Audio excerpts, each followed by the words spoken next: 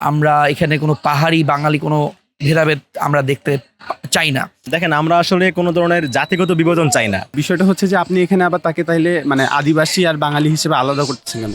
বিভিন্ন সময় আমরা বিভিন্ন রকমের ছাত্র সংগঠনকে দেখি, সেটা বাঙালি হোক অবাঙালি হোক, আসলে আমরা এটাতে বিশ্বাস করি না। আমরা যারা নতুন বাংলাদেশের যারা প্রতিনিধি, আমরা নতুন বাংলাদেশে যারা বিশ্বাস করি, তারা বিশ্বাস করি যে আমরা সবাই হচ্ছে বাংলাদেশের নাগরিক, আমরা সবাই বাংলাদেশি। আমরা এখানে কোনো পাহাড়ি বাঙালি কোনো ভেদাভেদ আমরা দেখতে চাই না। এবং যে কোনো সময় যখন পাহাড়ের কোনো একটা ঘটনা যখন বড় হয়ে ওঠে, অথবা কখনো যদি এরকম কোনো ধরনের সেটা যার প্রতি হোক না কেন, বাঙালি হোক অবাঙালি হোক, যার প্রতি এই ধরনের বৈষম্য অথবা নির্যাতন হয় না কেন, সেটার বিরুদ্ধে আমরা স্টেপ নেই। এর আগে হচ্ছে বেশ কয়েকবার আমি নিজেই পাহাড়ের মধ্যে এরকম ঘটনা যখন হয়েছিল, সেটা নিয়ে হচ্ছে আমরা রাজু ভাস্কর্যে হচ্ছে আমরা দাঁড়িয়েছিলাম।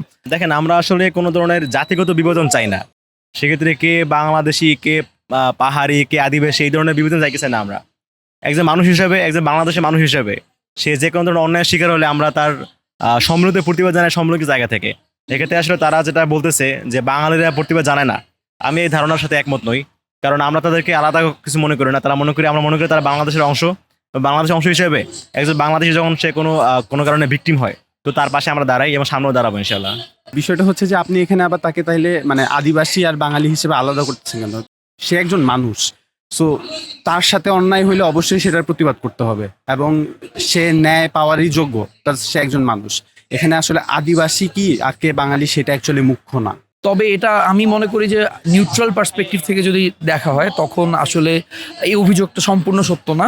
তবে অবশ্যই তাদের প্রতি কিছু বৈষম্য হয়, যেটার প্রতি অবশ্যই আমরা নিন্দা জানাই, তীব্র নিন্দা জানাই, এবং যাতে তারাও যাতে একজন বাংলাদেশি হিসেবে কোনো জায়গায় কোনোখানে বৈষম্য শিকার না হয়, সেটা নিশ্চিত করা আমাদের দায়িত্ব এবং কর্তব্য।